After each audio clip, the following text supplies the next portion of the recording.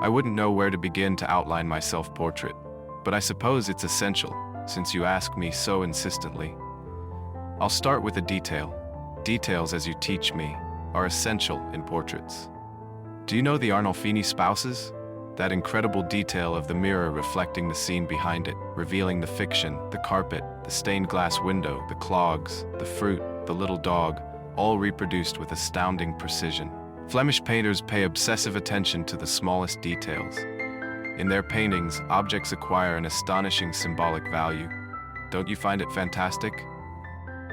I do not. I hate Flemish painting. In that picture there are 4 vanishing points, do you realize? The Italians use a single vanishing point placed in the center of the horizon.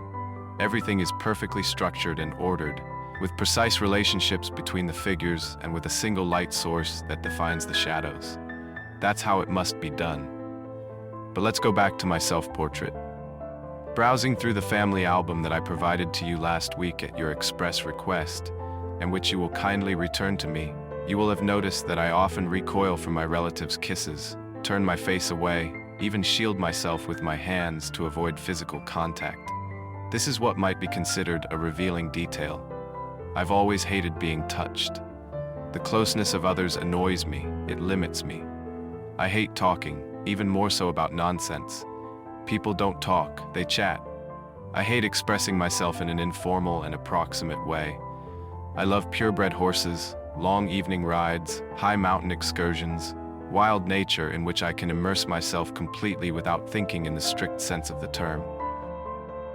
In recent months, however, something has changed, and that's why I'm here. The solitude of nature oppresses me. It sends me coded messages that I can't decipher. It has become an occasion for meditations as intense as they are useless. I feel like I would like a friend. But as my fencing master used to say, if one has never had friends, in general, it is because he doesn't need them. Wise consideration, don't you think? I do not. My fencing master is a sucker. He puts it on the technical side, but fencing is a discipline that is done with the head, rather than with the legs or with the hand. The high speed required by fencing to the nervous system places it in a privileged situation for the observation of mental mechanisms. The normal approach to fencing must be turned upside down.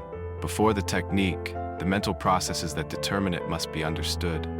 This is called strategy. It requires intelligence and coolness. It serves to achieve the set goals with minimal effort and is fundamental in life. Therefore, fencing is a teacher of life. In fact, I'm perfectly capable of understanding for myself what prevents me from having a friend. The same repugnance that prevents me from kissing women on the mouth. Indiscretion, intrusiveness, intimate contact, mutual infection. Close contact infects, be it physical or psychological. It would be appropriate to develop a more careful reflection on this issue and to impose a sort of mandatory distancing, except perhaps for reproductive purposes. However, let us not forget that there is fertilization in vitro, a desirable solution from many points of view, if only because it is more hygienic. My ideal friend has a very precise profile. He is someone who knows nothing about me and who is not curious to know me, who adapts to my moods without discussing them, a being who keeps me company with only his physical presence. A dog, you say? Perhaps. Or maybe a vegetable, a carnivorous orchid. I've just turned 29 and I have a degree in industrial engineering, obviously with full marks. I currently work at a private company where I am responsible for developing programs to determine inventory levels for productions and allow the optimal use of machinery, materials, and resources. From my father, the famous Genevan neuropsychiatrist whom you may have seen from time to time on television, I inherited my stature and athletic build. My mother, on the other hand, is of Arab blood. It is probably to her that I owe my olive complexion and black hair. They say they make a nice contrast to my smile, but I hardly ever smile. Why should I smile? You teach me that the first to examine the smile was Charles Darwin, who defined it as a universal act not to cultural context. However, scientists have identified 6 different types of smiles depending on which muscles in the lips, cheeks, or face are involved. Well, the only genuine smile is the Duchenne smile. Short, symmetrical, involving lips and eyes. Since I can't do it well, I reject the possibility of smiling a priori. My maternal great-grandfather was of Saracen origin. From him I inherited the exotic eye shape and my middle name Valentino, in honor of Rodolfo, of course. This mix of anomalous somatic traits and psychic pathologies has a particularly exciting effect on women, so I can say without false modesty that I have many at my feet. Too bad I don't know, literally, what to do with them. Women have little talent for spirituality, even the best. Generally speaking, banality is in their nature.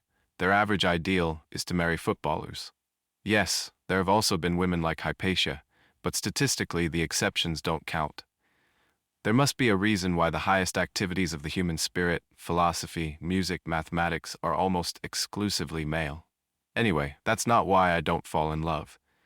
You see, the fact is that speaking, like writing, is a great waste of time. However, if you insist, I will clarify the concept anyway.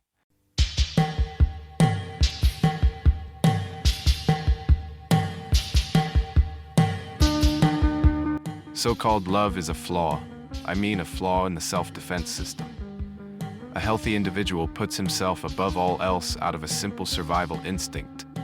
Love undermines this self-defense mechanism, eliminates the perception of danger. It is a form of madness. Proof of this is that people in love behave in an imbecile and self-defeating way. This is demonstrated by the irrationality of their actions, the stupidity of their speeches. I stopped esteeming some of my acquaintances, whom I considered rational people, hearing them pronounce illogical or paralogical affirmations under the influence of amorous inspiration.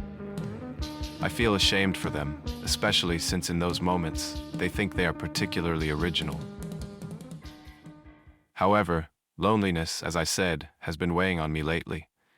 Contrary to what you are thinking, the problem isn't sex. I have no preconceptions against sex, which is a natural and unnecessary activity like riding a bicycle. But first I have to be sure I can master it. It must not turn into an addiction.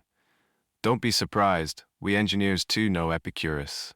I attended an excellent classical high school, apart from the fact that simple common sense and a little observation skills are enough to understand it.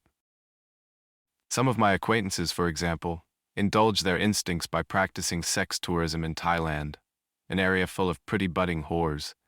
It will seem incredible to you, but they not only do not hide this despicable weakness from others, but show it by projecting slides to friends. They organize special evenings as if there was something interesting in seeing starving 8-year-old girls performing oral sex.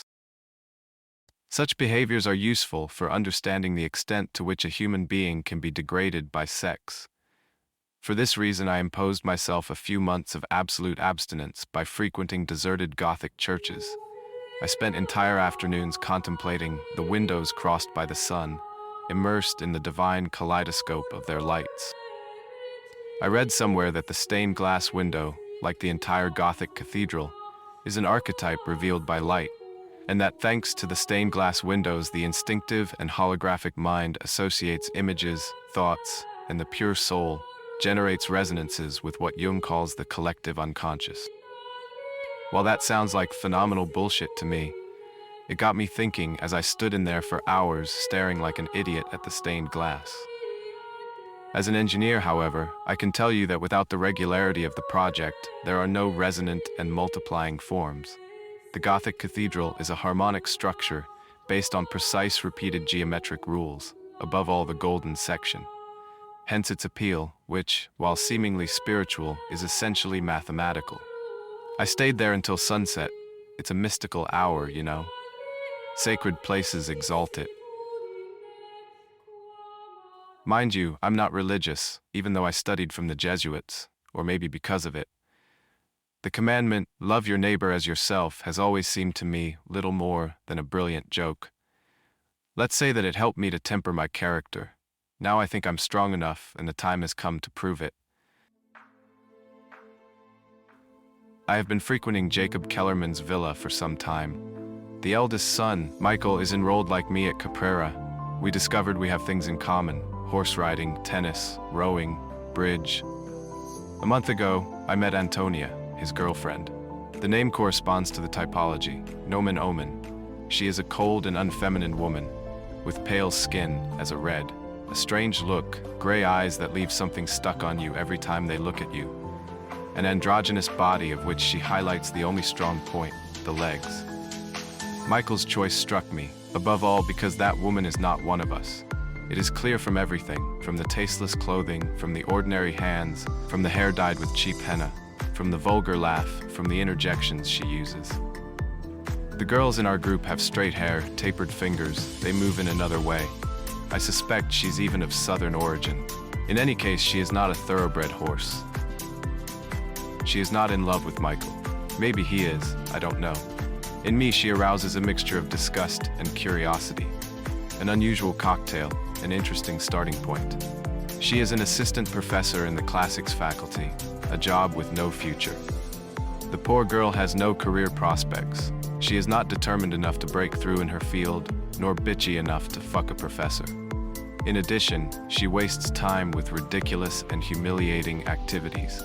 Michael expects her to give private lessons to his brother, an adolescent nonentity with something ambiguous. Ambiguous nonentities are mostly fascinating, like useless and decorative beings in general, and she has accepted without claiming any compensation. She misunderstood me. Since I observe her, she thinks I like her. From a whole series of details, I understood that she is the right person for my experiment. But now you'll excuse me, I have to interrupt the chat. I'm expected for the bridge tournament. I play in tandem with Sebastian, an Italian-Australian who declines the 5-card major in a spectacular way. As you teach me, the secret to winning is to bid better than the others, and play as often as possible the right contract, having however declared it in advance. Let me cite an example. Bocchi and Dubois play a natural-based 5-card major system with 1,000 conventions. But the basis is that majeur cinquième. The Italian declarative school from Chiaradia onwards is and remains the first in the world. I forgot. Tonight my opponent is Michael. I don't remember with whom he plays in pairs, but for all intents and purposes it doesn't matter.